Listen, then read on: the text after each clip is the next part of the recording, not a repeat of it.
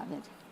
Si les parece, vamos empezando porque vamos un poco retrasados en cuestión de tiempo y así para no ir acumulando retrasos. Antes de empezar, yo les voy a dar un aviso y es que después de esta primera presentación se va a hacer la foto de familia.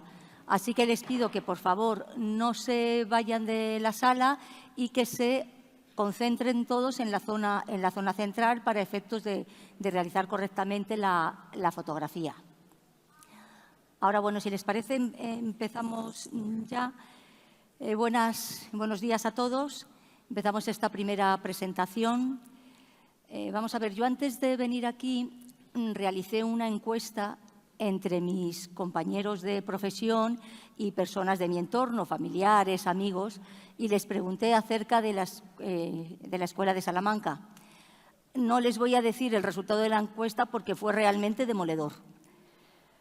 Entonces, bueno, yo voy a empezar haciéndoles también a ustedes unas preguntas. No hace falta que respondan a mano alzada ni levantando la voz, sino respóndanse ustedes a sí mismos. ¿Cuántos de ustedes, antes de venir aquí, antes de leer el cartel con el rótulo, antes de escuchar ahora a Ana de Larrán, habían oído hablar alguna vez de la Escuela de Salamanca? De aquellos que alguna vez hubieran oído hablar de la Escuela de Salamanca, ¿cuántos de ustedes sabrían decir algo en relación con el pensamiento de la Escuela de Salamanca o los autores que integran esta escuela? Y luego ya, y esto ya es para sobresaliente matrícula de honor, ¿cuántos de ustedes serían capaces de decir algo en relación de la postura de la Escuela de Salamanca en relación con el derecho tributario? Entonces, bueno, por si hay alguien que no ha llegado a la última pregunta… Se corta. Se ha ido… por si hay alguien que no ha llegado a la última pregunta, pues tenemos aquí a nuestro invitado de hoy. Se corta otra vez.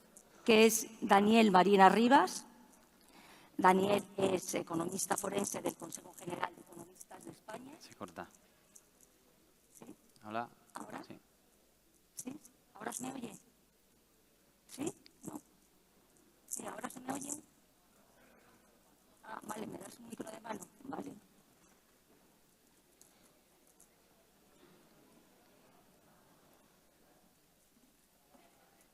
Cosas del directo. Sí. Bueno, pues vamos a ver. Estaba presentando a Daniel Marina Rivas, que, como decía, es economista forense del Consejo General de Economistas de España. Es docente universitario, entre otras en la Universidad Francisco de Vitoria. Tiene un máster en la Escuela Austríaca de Economía, en Doctrina Social de la Iglesia, en Psicología. Y, lógicamente, está aquí porque conoce en profundidad la Escuela de Salamanca y también el pensamiento liberal. Tiene unas interesantes obras publicadas, como es Juan de Mariana y la defensa de la cristiandad hispana, y Destapando el liberalismo, la Escuela Austríaca no nació en Salamanca. Buenos días, Daniel, encantado de tenerte aquí. Bueno, para aquellos que se hayan quedado en la primera pregunta que yo he hecho, vamos a ver si nos puedes hablar brevemente de qué es la Escuela de Salamanca. Sí, bueno, lo primero, agradeceros la invitación a todo el instituto y a las personas implicadas y a todos los asistentes a escucharme este breve espacio de tiempo, en lo que, bueno, pues intentaremos dar alguna pincelada de lo que dijeron, los escolásticos de Salamanca. Y aquí pues suscita la pregunta, ¿quiénes fueron? ¿Qué es eso de la Escuela de Salamanca? Voy a ser muy breve, pero muy certero y, bueno, podríamos decir que la Escuela de Salamanca es un conjunto de autores con un marco doctrinal y de pensamiento más o menos homogéneo, que dieron clases y que fueron, bueno, catedráticos, fueron importantes catedráticos de la Universidad de Salamanca por aquellos siglos dorados de España en el siglo XVI y XVII. Y, bueno, estos doctores, con Francisco de Vitoria a la cabeza, porque, bueno, los estudiosos de la Escuela de Salamanca siempre ponemos el inicio de esta escuela en el año 1526, cuando Francisco de Vitoria obtiene la cátedra prima de teología en la Universidad de Salamanca, y ahí, de alguna manera, el maestro de maestros, que es Francisco de Vitoria, pues inicia todo ese movimiento, vamos a decirlo en términos modernos, intelectual.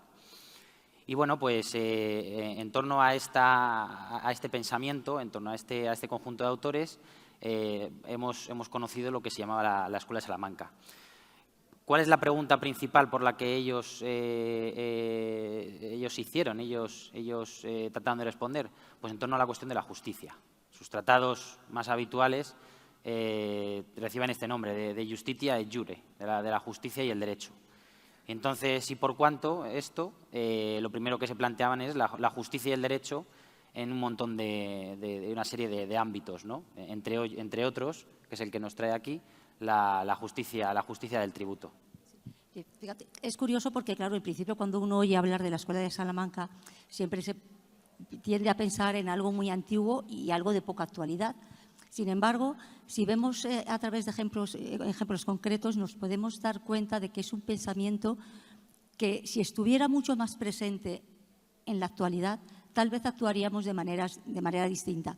Yo voy a poner un ejemplo que además lo he tomado del libro de Daniel, en el Destapando el liberalismo, y es lo que ocurrió en Nueva York el día del atentado del 11S con las Torres Gemelas. Muchas personas se quedaron en Nueva York atrapadas porque no podían salir y no podían volver a sus casas. Tuvieron que alojarse en Nueva York. Los hoteleros incrementaron el precio de los hoteles de una manera exponencial. ¿Eso está bien o eso está mal? Otra cuestión, no hace muchos años hemos tenido todo el tema de la pandemia. Hay mucha gente que se ha enriquecido como consecuencia de ese acontecimiento, vendiendo productos a unos precios muy superiores a los habituales. ¿Eso está bien o eso está mal? Entonces, quiero que tengáis claro la realidad de este pensamiento y cómo nos da unos mimbres, nos da unas bases para nosotros movernos en nuestro mundo actual de manera genérica y nosotros, en nuestro caso, en el ámbito del derecho tributario.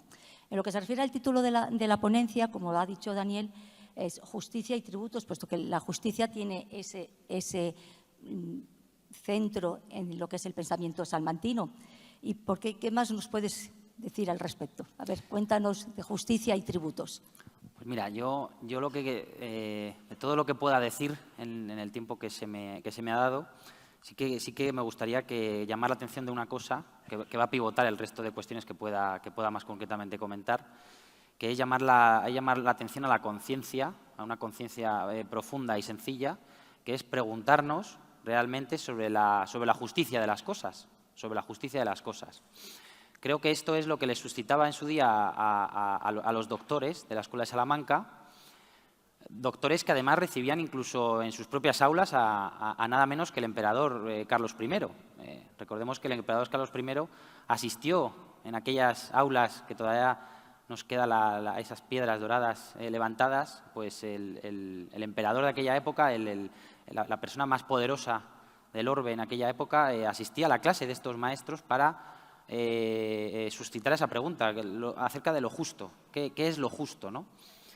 Y yo, bueno, quiero, con independencia de entrar ahora en materia, que por lo menos, como síntesis, llamaros a todos ustedes a esa conciencia de hacernos esa pregunta, ¿no? acerca de lo justo.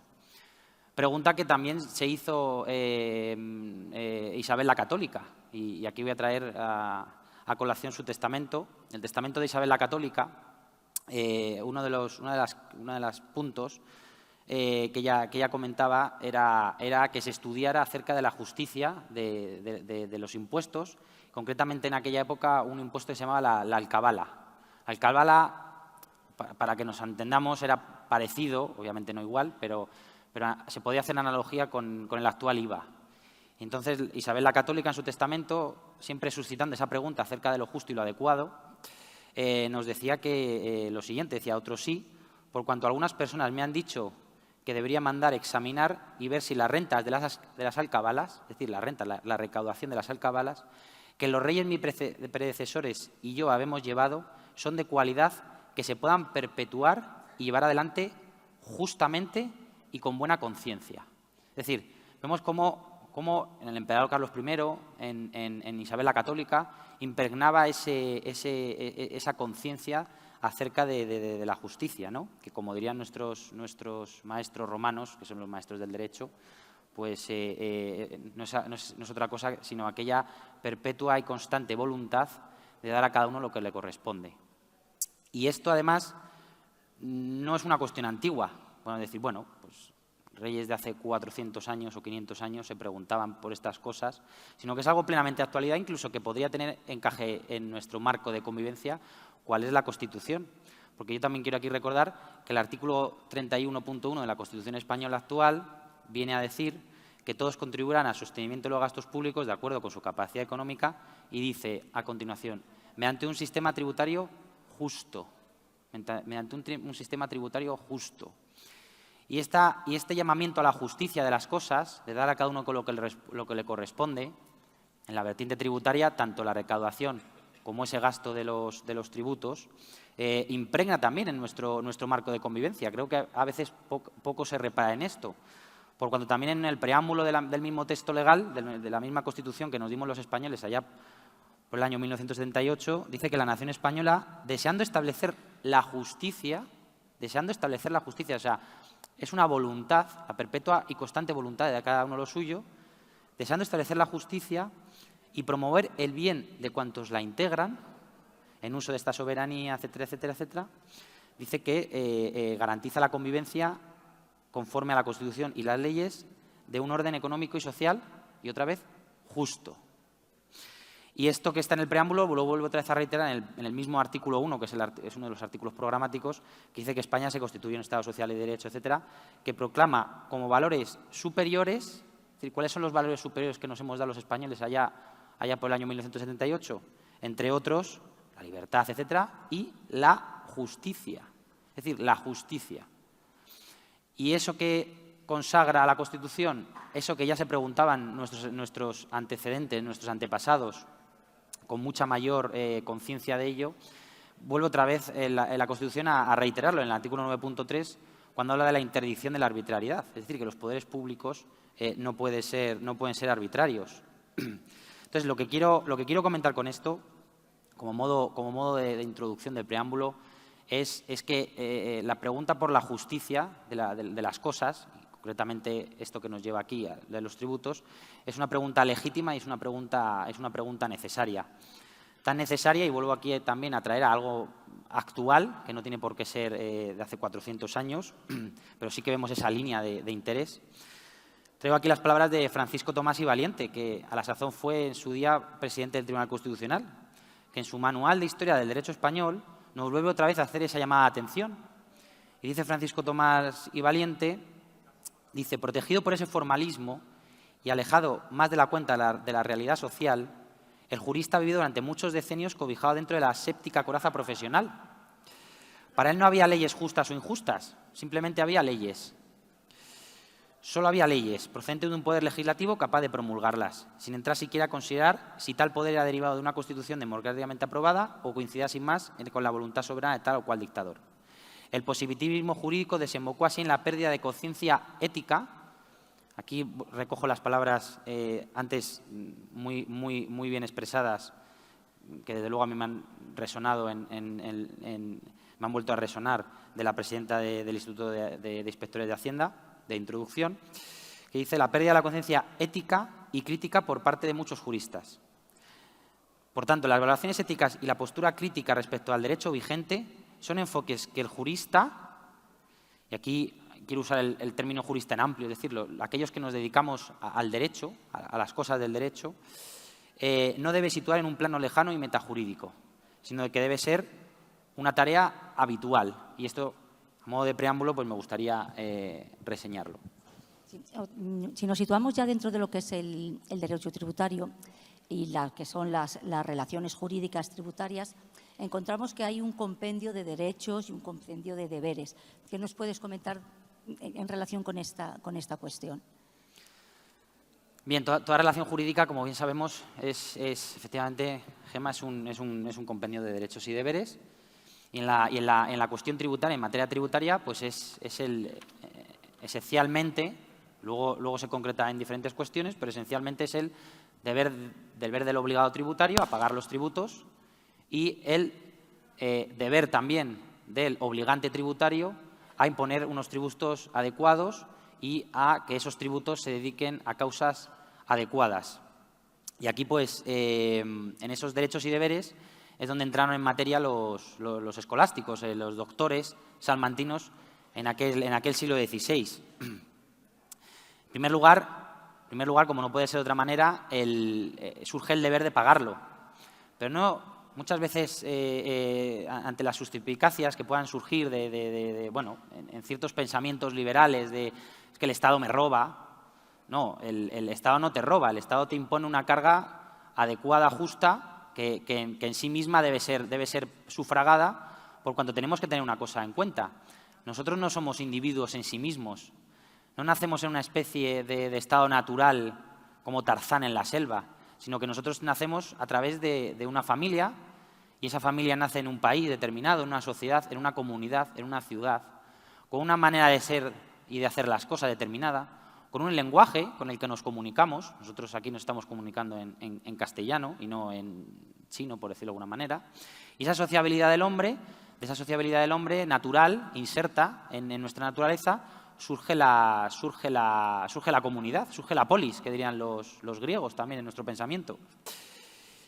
De hecho, nosotros somos tan intrínsecamente sociables que incluso Francisco de Vitoria nos venía a decir que ni siquiera somos sociables por una cuestión de necesidad, es decir, necesitamos al otro en nuestra vejez cuando no podemos, en la enfermedad cuando no podemos autoatendernos, o incluso para comer, los agricultores que nos recolectan la comida, los otros que producen, bueno, tantas otras personas a lo largo de nuestro día a día de las cuales dependemos. A mí me gustaría que tomaran ustedes conciencia de esto, ¿no? De que no somos los individuos en sí mismos, sino que dependemos de la comunidad. Y esa comunidad que nos congrega, pues evidentemente se tiene que sostener con unas cargas públicas. Como decía, Francisco de Vitoria iba más allá de la sociabilidad del hombre, al contrario del protestantismo, del pensamiento pesimista de la Inglaterra de esa misma época, que decía que el hombre es un lobo para el hombre. Decía Francisco de Vitoria que el hombre no es un lobo para el hombre, sino hombre. Entonces, traigo aquí sus palabras por las cuales no solo esa sociabilidad es mediante una necesidad instrumental que establecería el pensamiento liberal, ¿no? Sino que es una necesidad del otro intrínsecamente impresa en el ser humano, ¿no? Que viene a decir Francisco de Vitoria que incluso si la vida se preservase y pudiera bastarse a sí misma, es decir, cada uno pudiéramos surtirnos de todo, no obstante, la soledad no dejaría de ser molesta. Y como dice Aristóteles, por naturaleza no todos nos sentimos inclinados a la comunicación. Y si alguien, como dice Cicerón, ascendiese a los cielos y contemplase la naturaleza del mundo y la belleza de las estrellas, semejante experiencia le resultaría desábrida, desagradable, si no tiene un amigo.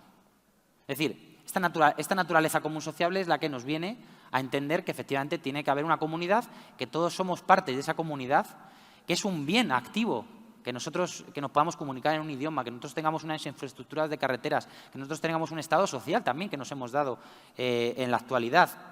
Y por tanto esas circunstancias nos llevan a que tiene que haber un deber natural de sufragar esas cosas. Es decir, el primer deber de la cuestión tributaria es el deber de pagar los tributos. Y así voy a citar a Luis de Molina y a los autores, que yo simplemente vengo como emisario de estos maestros.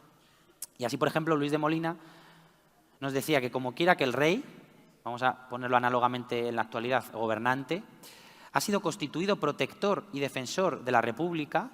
La República antiguamente se hablaba de la res pública, es decir, la cosa de todos. Contra sus enemigos externos, la defensa, y los malhechores internos, la seguridad, y para creación del derecho, poder legislativo, y conservación de la paz y la justicia. Administrando la República para el bien común, por estas razones se le pagan los tributos y otros emolumentos necesarios al poder, dignidad y honores reales. Y así lo mismo nos dice Francisco Suárez, en esta misma dinámica. Es el tributo una obligación de justicia, obligación basada en una nueva y generosa donación, sino en el derecho natural, por el cual estamos obligados a dar a quien trabaja su paga y a quien gobierna su ayuda para mantener las cargas de su cargo. Es decir, el tributo no es un robo, No es una ley penal, que en aquella época también había el debate de si los tributos realmente eran una ley penal, algo penal, o eran otro tipo de ley. Y los escolásticos, nuestros doctores, nos decían que era algo de derecho natural, era algo natural pagar los tributos y es un deber, en virtud de esta sociabilidad y de esta comunidad, el pagarlos. Así, Francisco de Vitoria también nos decía que la aportación de los tributos que se consideren necesarios para la defensa de la República y para otras funciones y obras públicas, si alguno no pagase ese tributo, nos dice aquí un moralista, pecaría mortalmente. En términos civiles, pues cometería un delito. Incluso nos llegaban un paso más allá los escolásticos salmantinos. Aquí traigo mención al libro en el que trato también de demostrar de que no eran los prolegómenos de un pensamiento liberal que ve al Estado como algo intrínsecamente malo, sino que el Estado, el gobierno, es algo natural al hombre. Y así nos decían los escolásticos, con Francisco de Vitoria a la cabeza, que incluso aunque el gobernante no pidiera esos tributos, nosotros deberíamos contribuir al sostenimiento de esas cargas públicas. Por tanto, el primer deber, que es el pagarlos, queda meridianamente claro, de manera sucinta aquí lo he explicado, en nuestros escolásticos. Sí, fíjate, es curioso la referencia que has hecho al liberalismo y lo que es esa escuela austríaca, cómo ese tipo de pensamiento que realmente es, puedo decir que lo contrario a lo que es la escuela de Salamanca, sin embargo, los autores de la escuela austríaca españoles buscan ese origen en la Escuela de Salamanca, no sé si para ampararse en el prestigio que tiene la Escuela de Salamanca, en la solvencia de sus autores, cuando, claro, la situación en todos los ámbitos, pero específicamente en el ámbito tributario, pues desde luego es algo que está, vamos, hay un abismo entre un pensamiento y otro. Sobre todo, por lo que has comentado, ¿no?, es poner ese acento en lo que es el impuesto justo. ¿Qué es el impuesto justo? ¿Cuáles son los requisitos que tiene que tener el impuesto justo? Porque, claro, nosotros podemos aquí hablar de justicia y lo primero que tenemos que preguntar es ¿qué es la justicia en el ámbito tributario? Bueno, primero como comentaba, el deber de pagarlos y la contraparte, la otra cara de la moneda, es el deber de establecer un sistema tributario justo. Los doctores de Salamanca, básicamente, lo voy a hacer muy breve, pero quiero que por lo menos se queden con síntesis de los requisitos de un tributo justo. Ellos, como buenos predecesores, como buenos sucesores de Aristóteles y el mundo grecolatino, que es el que hemos heredado, ellos usaban las causas aristotélicas. Para quien no lo conozca, que probablemente varios de ustedes no lo conocerán, son 4 las causas que establecen un fenómeno según Aristóteles. Hay una primera causa que es la final, es decir, ¿para qué sirve algo? La finalidad de algo. Hay otra segunda causa que es la causa eficiente, es decir, quién produce el fenómeno. Luego están otras 2 causas, que es la causa material, que es el objeto del fenómeno. Esto lo voy a hablar en abstracto, luego lo voy a concretar en la cuestión tributaria para que se me entienda mejor. Y por último, la causa formal. La causa formal es la forma de algo, ¿no? En la cuestión tributaria, la primera causa, que es la final, la causa final, los doctores salmantinos hablaban que era la causa causarum, es decir, la causa de las causas. O sea, lo primero que tenemos que entender, esto incluso yo se lo enseño a mis hijos pequeños para que ya empiecen a entender esto, o sea, siempre hacerse esa pregunta, o sea, ¿para qué sirve algo? Es la primera pregunta que tenemos que hacernos. Tenemos que saber en un viaje si tenemos que ir a Barcelona o tenemos que ir a Galicia o tenemos que ir a Cádiz, ¿no? Primero, ¿dónde vamos a ir? La causa final. Entonces, en la cuestión tributaria, los doctores hablan de que la causa final, es decir, el tributo, su causa final, tiene que ser una causa justa, justum y necesaria. Una causa justa y necesaria. Es decir, lo que causa el tributo, que es la recaudación, tiene que ir destinado a una finalidad justa y necesaria. Voy a poner un ejemplo muy exagerado de una causa injusta. Es decir, si ahora nos dedicáramos a recaudar tributos para destinarlos a hacer un genocidio, pues obviamente esos tributos y ese destino serían intrínsecamente injustos, no sería una causa finalista justa, ¿no? Y por otro lado, necesaria, es decir, también plantearse sobre la cuestión de la necesariedad de ese tributo y de ese gasto esa recaudación para ese gasto que se destina. Vuelvo otra vez a invocar a nuestros doctores. Así Francisco de Vitoria decía, haciendo unos comentarios, unas lexios en sus clases, decía que los impuestos son inicuos sobre el fin. Esto es, si se exige, no para usos públicos y bien de la República, sino para utilidad privada del príncipe. Príncipe igual, el príncipe no es el príncipe del hijo del rey, en aquella época el príncipe es el principal de la República. Es decir, estamos hablando del gobernante en sí mismo. Si esto es para gastar él y para dar a sus amigos. Aquí Francisco de Vitoria ya está censurando claramente los casos de corrupción, el desvío de fondos. Domingo de Soto, en su libro de Justitia Jur, en su libro tercero, nos decía que no han de exigir nada como premio, sino para atender solamente al sostenimiento de la República, de la res pública, y para los gastos necesarios. Luis de Molina lo mismo, en su Tratado de Justitia Jur, en su Tratado segundo, dice que los bienes públicos están en cierta manera vinculados a la corona y son concedidos por la res pública a los reyes, gobernantes a la sazón, para la defensa y administración del reino, y no para que dilapiden en perjuicio del reino y de la República. Esto es importante, porque aquí ya nos está estableciendo que la causa final, a qué se destinan y esa recaudación, tiene que tener una causa justa y tiene que tener una causa necesaria. Sobre la causa justa, voy a decirlo muy brevemente. Sobre la causa justa, traído análogamente a la actualidad, pues si atendemos a la Constitución, nos vamos a los artículos programáticos de asuntos económicos y ahí vamos a ver ya en el marco de convivencia en qué marco de causas justas nos hemos dotado y si los tributos que actualmente se recaudan y los fines pues obedecen a estas causas justas o en algunos casos no. Y sobre la necesariedad, esto sí ya es cosecha mía, creo que sería interesante a llevar en el mundo judicial, para tomar medidas judiciales se habla siempre de un triple juicio de proporcionalidad, un triple juicio prudencial. Se habla de que una medida judicial tiene que tener, es un estándar constitucional muy ordinario, se habla del juicio de idoneidad, el juicio de necesariedad y el juicio de proporcionalidad. Es decir, llevar a la justicia tributaria, si el juicio de idoneidad sería que si tal gasto o tal impuesto es susceptible de conseguir el objetivo que se pretende. Si está consiguiendo este objetivo o no, y esta pregunta no la tenemos que hacer. El juicio de necesariedad, es decir, si tal gasto o impuesto es necesario en el sentido de que no exista otro gasto, otro impuesto que lleve a la misma finalidad, pero más eficiente, menos gravoso.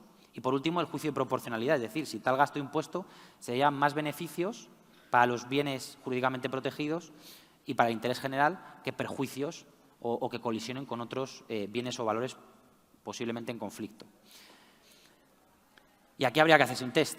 Esto lo pongo un poco de mi cosecha, pero lo primero que habría que plantearse para entender si la causa final del tributo y del gasto es adecuada, es decir, primero, si el fin propuesto es esencial o superfluo.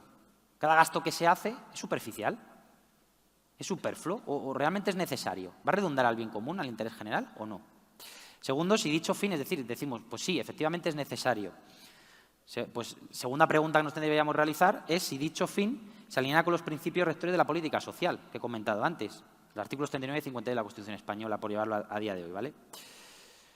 ¿Se alinea? Vamos a decir que sí. Pues vamos a pasar el tercer filtro, es decir, ese gasto o impuesto cumple con el fin propuesto, es idóneo. Tercero, si el gasto o impuesto es necesario o existe una alternativa más eficiente y menos gravosa. Y en quinto lugar, de si del gasto o impuesto se derivan más perjuicios o no, o más beneficios de los que se pretenden. Entonces, yo aquí ya no solo hablo como economista y como docente universitario, sino que hablo ya como ciudadano también. Cuando uno abre el periódico y ve la prensa y bueno, pues hay a diestra y a siniestra casos de corrupción, es decir, desvío de fondos. Y por otro lado, también cuando uno bucea, se habla de cierto despilfarro público, pues uno se pregunta, ¿no? Por ejemplo, sí, de manera rápida, pues he estado viendo que 2,5 millones se destinan a la Sociedad de Pesquerías del Perú. ¿Realmente este gasto cumpliría con la causa finalista de la justicia o no? O, por ejemplo, otros 2,3 millones de euros al Ministerio de Igualdad en Colombia. Eso son cuestiones, además, ajenas al interés directo de nuestra sociedad. Me he encontrado, preparando esta ponencia y esta entrevista, me he encontrado que en el año 2019 en la Universidad de Valencia se publicó un libro que se llamaba Geografía del despilfarro en España. Y creo que, bueno, pues esto es una pregunta interesante que nos debería suscitar y, además, lejos del partidismo político, sino desde marcos técnicos y jurídicos, como lo plantearon los escolásticos de Salamanca. Así, su coordinador decía, aquí lo quiero dejar claramente, no hay diferencia de color político en el despilfarro de dinero público, es decir, es una cuestión de todos, con independencia del color. Y entonces, cuando uno ve este tipo de gastos o los casos de corrupción que aquejan a diferentes partidos, la pregunta que ya me hago como ciudadano es: ¿se está cumpliendo con esta causa finalista? ¿Hay una proporcionalidad, hay una idoneidad, hay una necesidad en esta imposición? Claro, y aquí me permito decirlo, al final, ¿quién paga? Pagan todos ustedes, que lo único que se dedican es a hacer cumplir la legalidad. Entonces, bueno, muchas veces se pone el foco en que no se debería poner el foco. Esto es opinión personal, ya no de los escolásticos, obviamente. Y claro, la primera cuestión sería por esa causa finalista.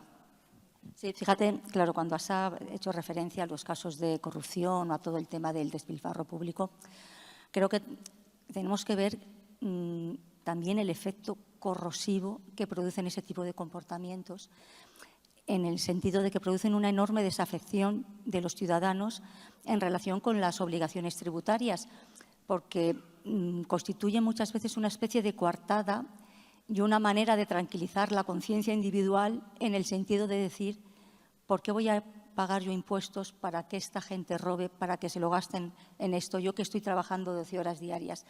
Entonces, muchas veces el que es previamente defraudador precisamente reafirma su propio comportamiento cuando ve este tipo de actitudes.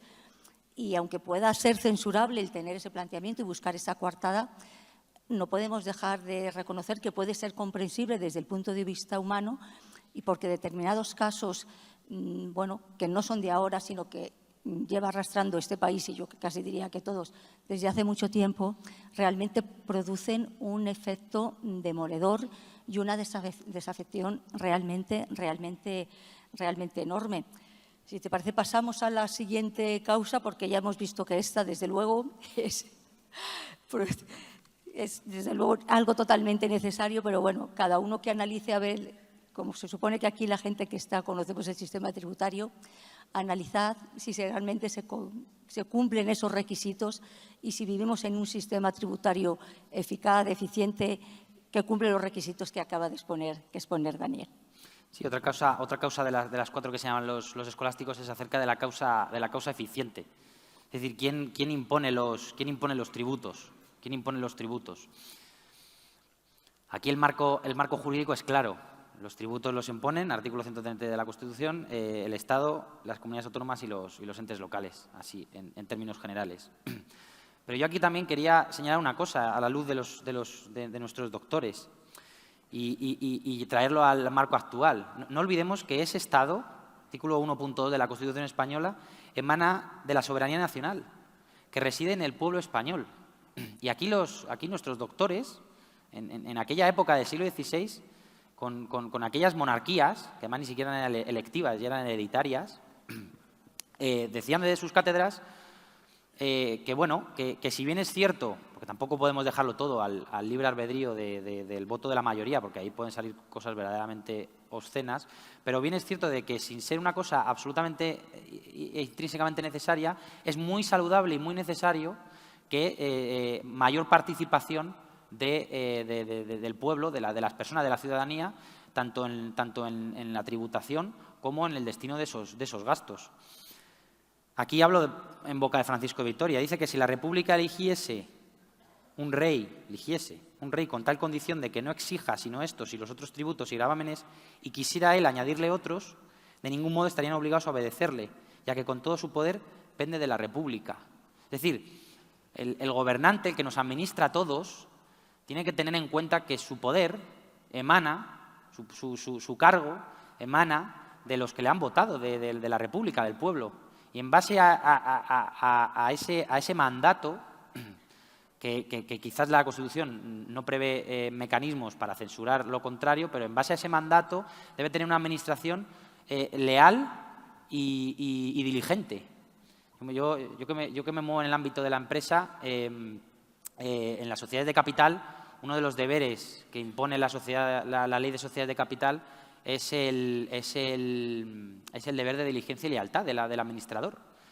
Pues este mismo deber, llevado a lo público, a la cosa de todos, y además con más razón, porque es la cosa pública de todos, que armoniza el bien común de todos, pues debería también poderle exigir esa lealtad y esa diligencia.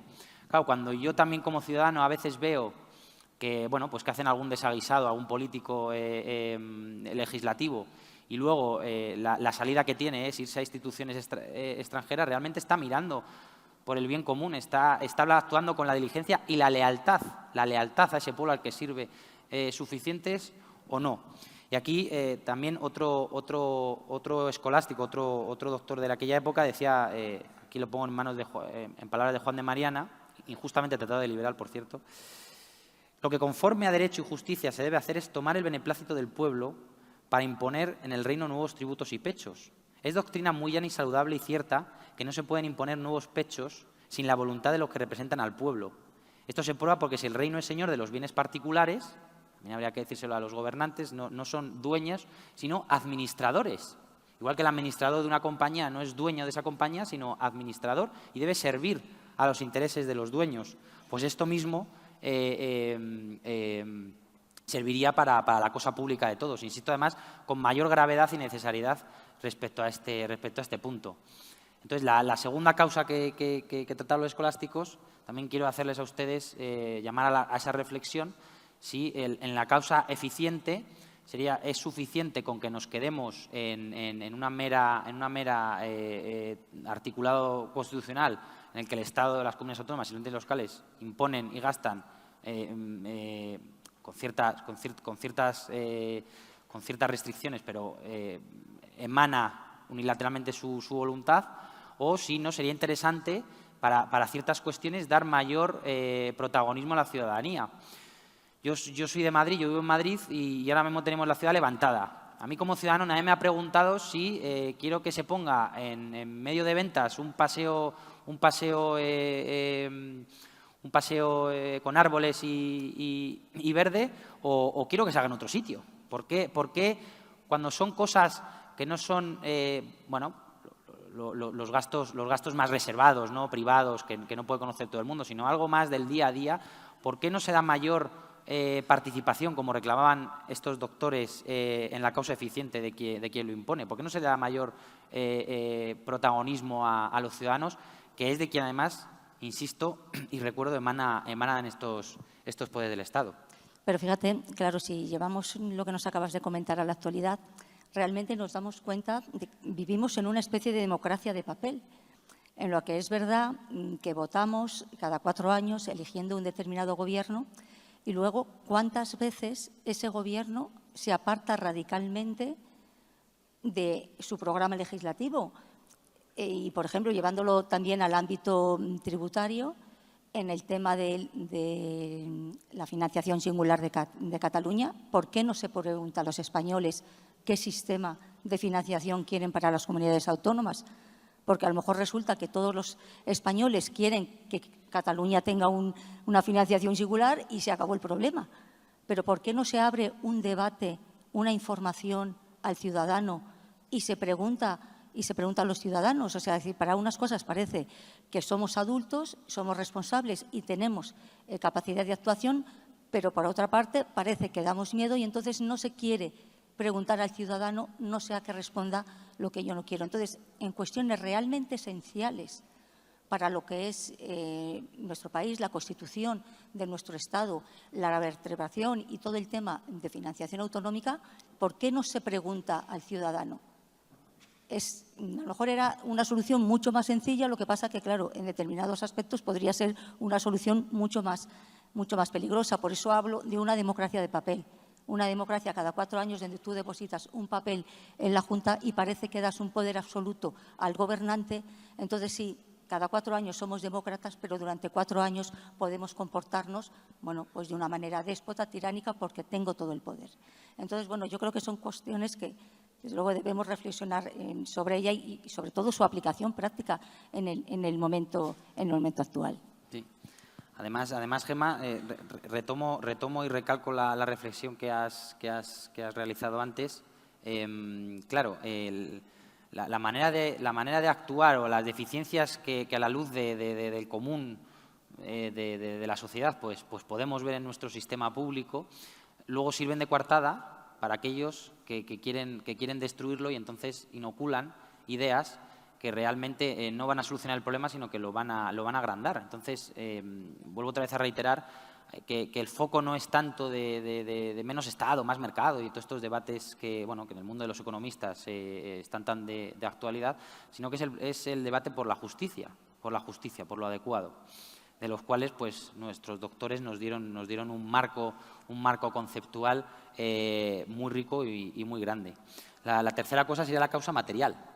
En términos actuales, el hecho imponible. Es decir, ¿sobre qué recae el impuesto?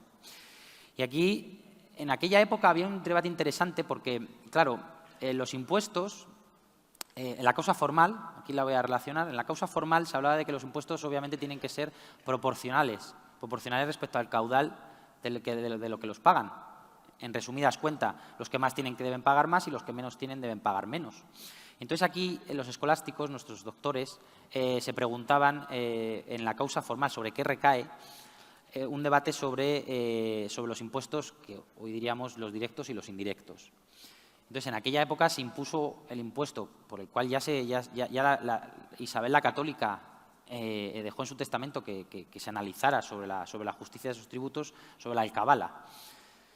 Y aquí ellos, pues venían a decir que los impuestos directos tienden a ser más justos que los indirectos, por cuanto graban mucho, de una manera mucho más clara la capacidad económica, llevado otra vez a los términos actuales, la capacidad económica del contribuyente, del obligado tributario.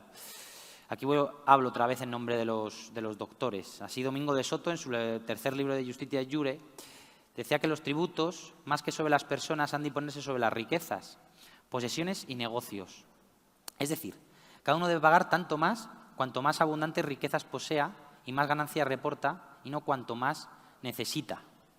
Y Pedro Rivadeneira decía también que varones graves y prudentes son del parecer que se habían de cargar la alcabala, de suerte que no se traxesen y fuesen tan caras que solo los ricos y poderosos pudiesen usar de ellas, porque con esto se reprimiría algo que el apetito destemplado de los hombres y las otras mercaderías y cosas necesarias o muy provechosas para la vida humana quedarían más libres o baratas para el uso y provecho de la República. Llevado a términos actuales, al final el impuesto a una barra de pan lo paga exactamente el que recibe 20.000, 50.000 euros en su cuenta todos los meses que el que recibe 1.000 euros. Y tiene tiene la misma necesidad y al final tiene mucho menos caudal. Entonces, aquí quería llamar a la reflexión, llevado al debate que tenían los escolásticos, llevo a las cuestiones de actualidad, que llama la atención si realmente es adecuado y respeta esa causa material y esa causa formal, la relaciono, el haber incrementado de una manera tan agresiva el IVA, que además, en mi ejercicio profesional yo he vivido los aumentos del IVA en 2 ocasiones. Recuerdo que hasta hace no tanto teníamos el 16%. Si realmente esto ha respetado la causa material y formal y no se debería haber gravado para sustentar esos recursos más tributaciones directas como el IRPF, que es el clásico, y sin embargo haber atemperado o escalenado más los tributos indirectos. Lo abro a la reflexión en términos actuales, pero bien es cierto que nuestros doctores salmantinos venían a afirmar que los tributos directos respetaban mucho más la justicia tributaria que los indirectos, sin que los indirectos sean ilegítimos, pero que el peso debería ser mucho menor e incluso quizás los indirectos plantearlos más en cuestiones de pues bienes de mucha riqueza. Pues quizás, reflexionando ahora como ciudadano, en un debate tan actualidad como es la cuestión de la vivienda, pues si respeta los estándares de justicia que nos indicó la Escuela de Salamanca, el que haya tanta carga fiscal en la compra de una primera vivienda en comparación con otras cuestiones, ¿no? Y quizás a lo mejor otros bienes como, no sé, un yate o cosas de lujo deberían estar más gravadas y, sin embargo, hacer una proporcionalidad menor en cuestiones de bienes de primera necesidad. Quiero recordar, que esto tampoco es conocido, en el debate de los impuestos directos e indirectos ya hubo algunos programas de fiscalidad allá por el siglo XVI, que hablaba de un impuesto único para el producto de la tierra y un impuesto único sobre la renta. Así, Jacinto Alcázar Arriaza, en el año 1646, y Bautista Dávila fueron las primeras formulaciones de la historia del impuesto sobre la renta que aplicado, además, en el caso español. Pues esta es otra de los puntos que quería llamar la atención. Sí, yo, aunque es un tema esto de la imposición directa e indirecta, sobre lo que se ha estudiado mucho y se ha escrito mucho, yo me quedo con la frase que has dicho tú, ¿no? Que cuando un pobre y un rico compran una barra de pan, pagan el mismo impuesto. Entonces, bueno, si quieres pasamos ya a ver el último punto. Y bueno, la Constitución española, en el artículo programático sobre la cuestión fiscal, termina la última cláusula hablando de que el sistema tributario no debe ser confiscatorio. Y de aquí, pues, en esta cuestión se ha debatido mucho, se ha discutido mucho sobre qué significa esto de no confiscatorio. Y se ha querido incluso, pues, llevarlo a lo que ya han dicho otros países de nuestro entorno. Por ejemplo, el Tribunal Constitucional alemán, imagino que ustedes ya lo conocen de sobra, que hablaban del 50%, ¿no? Un tributo no debe recaudar más del 50% de la riqueza. Yo cambio la estructura en base a los doctores salmantinos y creo que no está tanto en fijar un porcentaje encorsetado, sino realmente hacernos la pregunta principal, que es sobre la justicia de ese impuesto. Es decir, los impuestos cumplen con la causa final, la causa eficiente, la causa formal y la causa material. Y luego, cuando veamos si cumplen, pues en algunos casos, efectivamente, quizás voy a poner una época o un ejemplo exagerado que al final es como mejor se ve el contraste. Imaginemos que nos encontramos en plena guerra y estamos en una economía de guerra. ¿Realmente ese 50% sería confiscatorio o se necesitaría mayores impuestos en un estado de necesidad inminente como es una invasión, ¿no? Entonces, creo que el debate no debe ser tanto, esto ya es cosecha mía, pero a través de las reflexiones en torno a los doctores salmantinos, creo que el debate no debe ser tanto una cuestión de fijar o encorsetar en un porcentaje, sino el preguntarnos algo mucho más profundo y sustancial, que es sobre las causas de los tributos. Sí. Mira, otra cosa que también te quería comentar y manifestar aquí es que, claro, cuando hablamos de estos temas de justicia en el ámbito tributario, no solamente creo que tenemos que referirnos a lo que es los tipos de tributos que se aprueban y esa perspectiva del sistema fiscal, sino también lo que se refiere a nuestro propio trabajo. O sea, en nuestro trabajo del día a día tenemos que también intentar buscar esa justicia, esa aplicación acorde a esas finalidades que tienen que buscar los impuestos, huir de actuaciones extremas sin sustento, es decir, tener siempre presente ese tipo de reflexión, que estoy convencida de que en general son unos planteamientos que todos tenemos en mente cuando realizamos nuestra labor, pero creo que nunca está de más recordar que tenemos que en nuestra labor diaria nunca perder de vista ese tipo de principios y ese tipo de valores. Si quieres lo dejamos aquí. Sí, si quieres terminas y… Sí. El desenlace final es, quería traer las palabras de Diego de Covarrubias y Leiva, que fue presidente del Consejo de Castilla en aquella época, en el siglo XVI.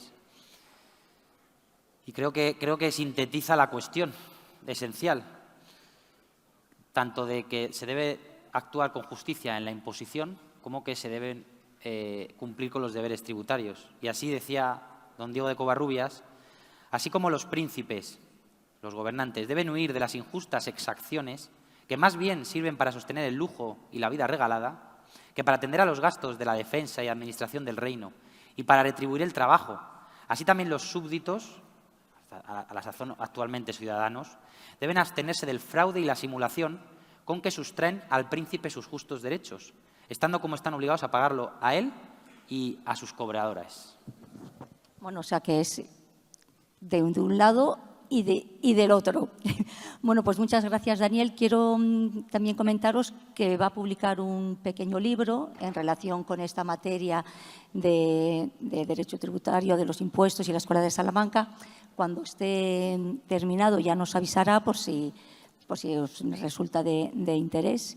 Bueno, te reitero las gracias y ahora os recuerdo que hay que hacerse la foto. ¿De acuerdo? Muchas gracias.